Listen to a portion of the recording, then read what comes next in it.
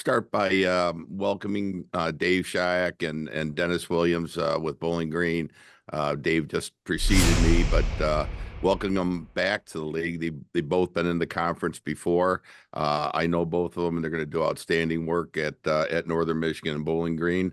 I'd like to welcome Byron Syndergaard to the league office. As many know, our league is extremely well run. And from top to bottom, Don Lucia does an excellent job. Marco Hunt with the officials, and I know Byron will be a good addition to the front office there.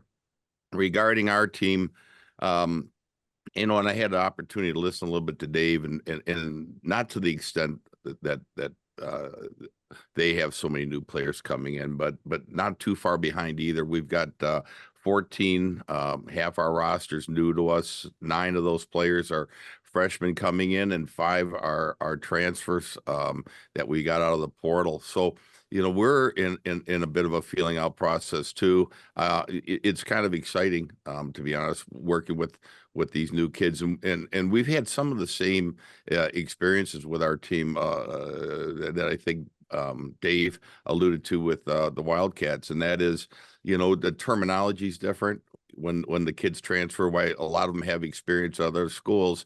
The terminology here is different. Expectations are different. The culture is different. And we're lucky, though. We do have a good group of guys returning and a lot of good leaders within that group that have returned.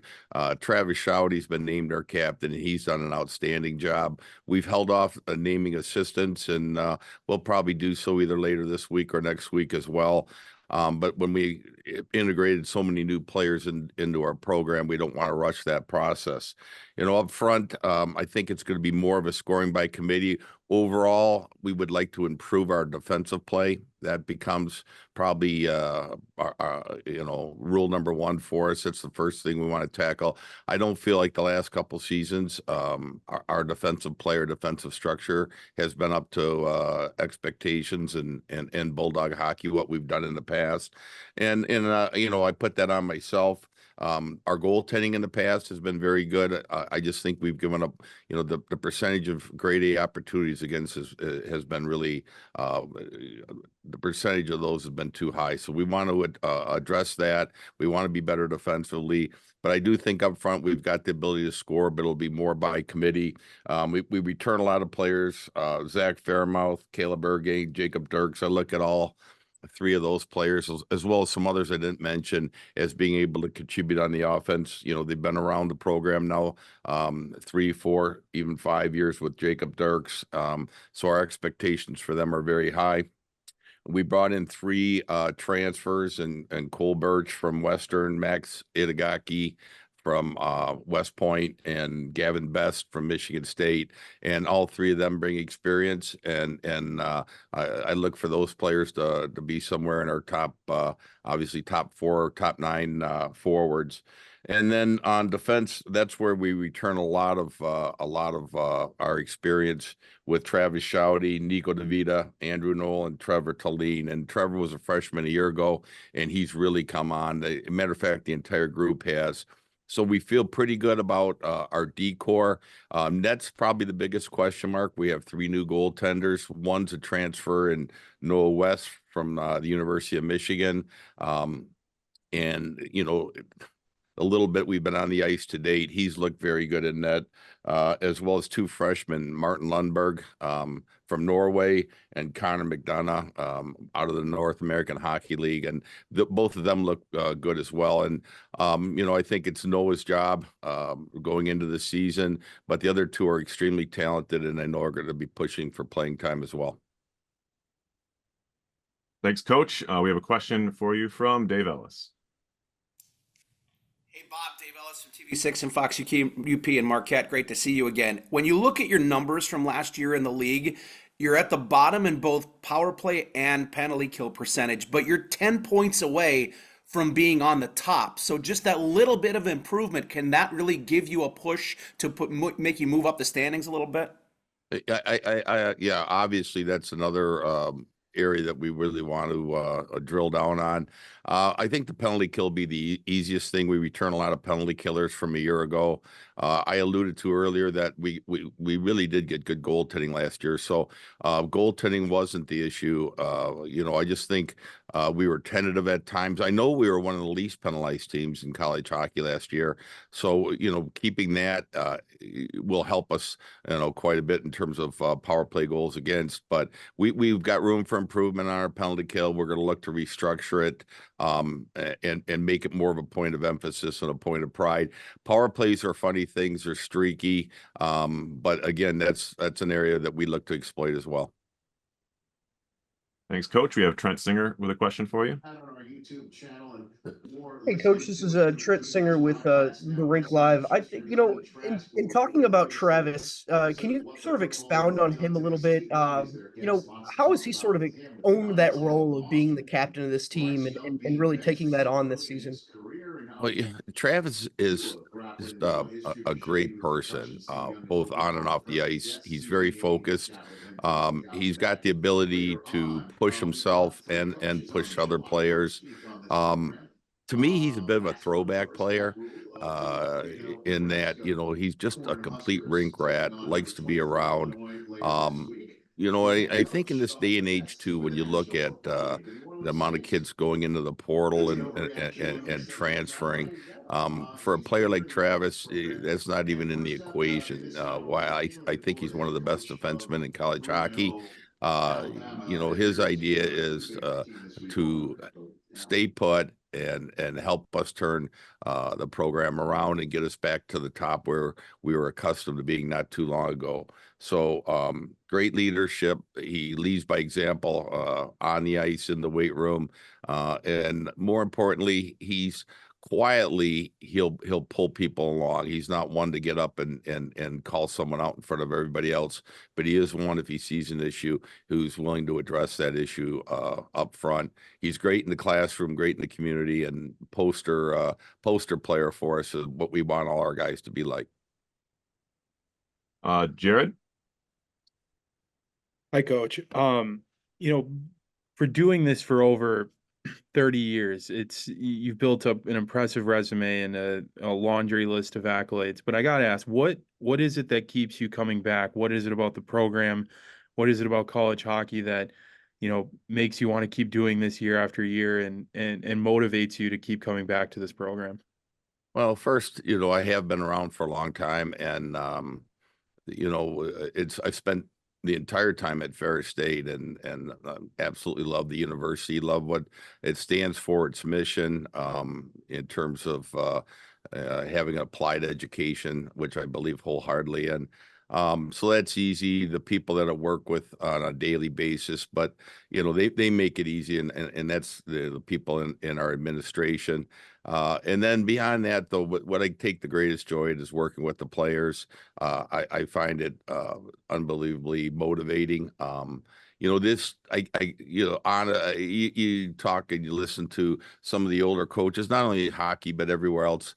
There's been a lot of changes in collegiate athletics with the transfer portal. Obviously at first it's disheartening.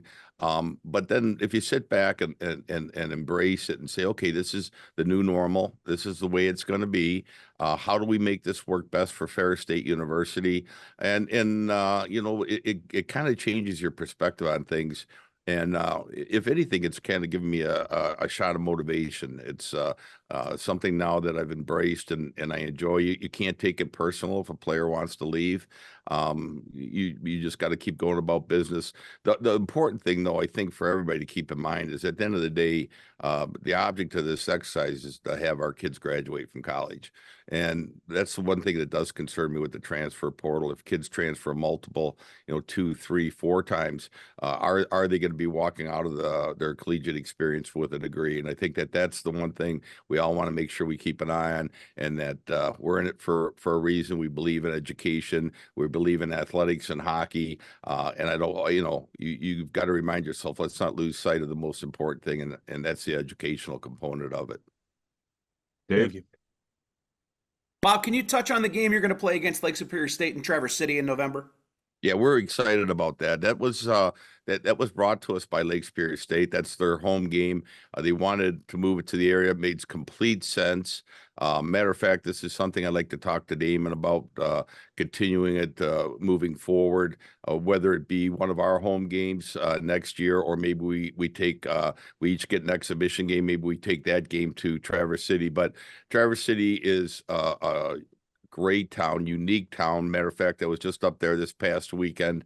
It's a beautiful area, and it makes a lot of sense for Ferris State and Lake State to have this game there. We each have an enormous amount of alums in the area, so there'll be a lot of interest in it. And also, we each recruit not athletes, but students to our institutions, and so it's a good for us to get in that footprint, us being Ferris State and Lake State. It's going to help grow college hockey and hockey in general on the west side of the state. In my 33 years here at Ferris, I've seen hockey, everywhere from Kalamazoo, Grand Rapids, Muskegon, Ludington, Cadillac, and Traverse City. I've seen that corridor, 131 corridor, if you will. I've seen it grow, and we're the beneficiaries as we're getting more players from the west side of the state. And so if we can do something to help promote hockey and college hockey, I think it's great. And I commend Lake Superior State and Damon Witten for having the idea to move that game there. Last one from Trent. Yeah, Coach, just touching on the goaltending situation a little bit. You lost a couple in the portal, picked up a couple freshmen and bring in a transfer. I'm just curious, I find the formula unique because Augustana kind of implemented a little bit last year with bringing in a veteran goalie and then having a couple freshmen. Maybe just in your past and maybe just this season as well. Do you feel like that's sort of been a winning formula in a lot of ways to bring in this more experienced goalie to sort of lead a younger goalie group? I do. I think if at all possible, if you could have a veteran goaltender that can help the kids. Obviously, this is Noah's 5th year of collegiate hockey, and he's seen a lot. He's been everything from the starter to the backup goaltender. Nothing will be new to him. He's very talented in of himself, but he's going to be able to, the freshmen, particularly you've got Martin Lundberg, who's from Norway and is not that familiar with college hockey. I think Noah can really do a world of good for him and for Connor.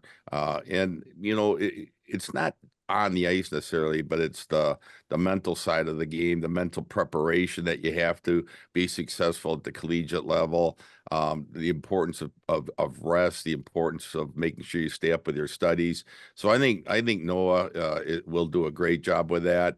And hopefully along the way too, he'll do a great job in the pipes. And I am pretty excited by both Martin and Connor, though, as I've watched, a little bit of I've seen of them. They're both extremely talented, really different in terms of their makeup.